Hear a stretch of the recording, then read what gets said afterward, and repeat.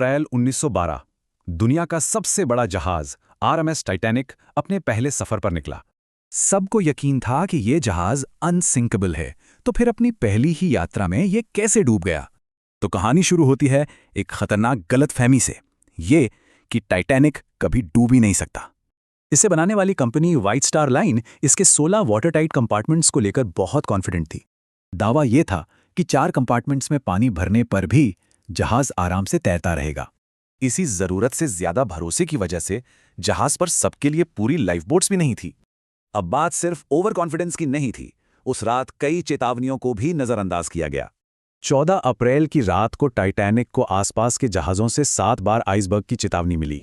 लेकिन captain Smith ने speed कम नहीं की, वो तो कुछ और ही सोच रहे थे। मकसद था सिर्फ 6 दिन में न्यूयॉर्क पहुंचकर एक नया वर्ल्ड रिकॉर्ड बनाना। तो चलिए अब देखते हैं कि टक्कर के उन आखिरी पलों में क्या हुआ।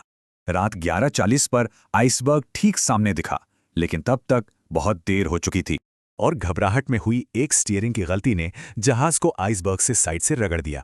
इससे 6 कंपार्टमेंट्स में छेद हो गया, यानी सेफ लिमिट से 2 ज्यादा।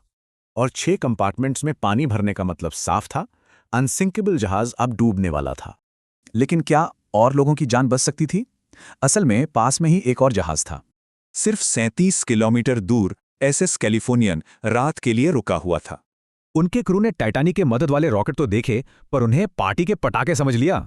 अगर वो जहाज मदद के लिए आता तो शायद 1500 लोगों की जान बच सकती थी। तो आखिर में चलिए देखते हैं कि इस हादसे का अंत कैसे हुआ और इसने क्या सबक सिखाया।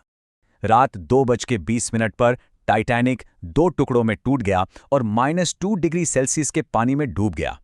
तो ये सिर्फ एक हादसा नहीं था, ये इंसानी घमंड और खराब मैनेजमेंट का नतीजा था।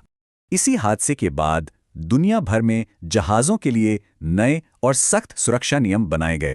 आज टाइटैनिक का मलबा 3.8 किलोमीटर नीचे पड़ा है और बैक्टीरिया उसे खा रहे हैं।